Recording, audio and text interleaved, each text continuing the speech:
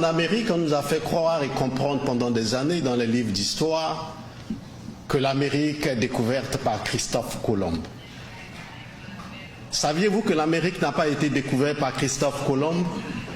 Saviez-vous que le premier à mettre pied sur le continent américain est un Africain? Et il s'appelle Aboubacar II, le roi Mansa. En 1310 déjà, Aboubacar II, avec à peu près 2000 bateaux, a quitté la côte occidentale africaine pour rejoindre le Nouveau Monde, appelé l'Amérique. Mais parce que l'histoire du monde a été falsifiée, parce que le mensonge a été érigé en vérité, on nous a fait croire, on nous a fait lire, on nous a appris que l'Amérique est découverte par Christophe Colomb. Et certains peuples du monde, jusqu'à ce jour, se permettent même de célébrer Columbus Day.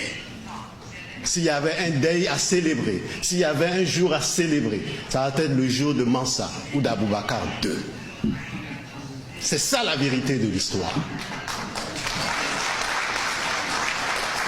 C'est Aboubacar II, en effet, qui a conduit cette expédition et qui a permis aujourd'hui de découvrir ce continent dont vous êtes les vibrants représentants, dont vous êtes les peuples dignes de cette partie du monde.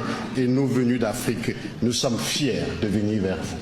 Mais nous sommes également fiers, Madame la Première ministre, Monsieur le ministre, chers invités, parce que Cuba a joué un rôle important. Les crimes commis contre certains peuples sont considérés comme un génocide. Nous parlons de l'Holocauste, du génocide. Et pourquoi sommes-nous incapables de dire que les crimes commis contre les peuples africains, que la déportation, l'esclavage est un génocide? Nous devons avoir le courage de dire et de mettre dans nos dictionnaires, de apprendre à nos enfants et petits-enfants que l'esclavage contre les peuples noirs d'Afrique, que l'esclavage contre les peuples africains est un génocide. Et ce génocide doit un jour être reconnu par les Nations Unies. Chers représentants des Nations Unies, nos pays.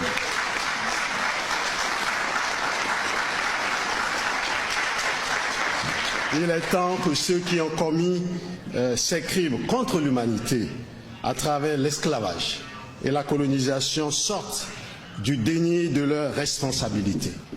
Le vice en rajoute au crime lorsque les descendants des victimes de ces crimes se voient dénier le droit d'exiger la reconnaissance du caractère criminel de ces entreprises et surtout leur réparation.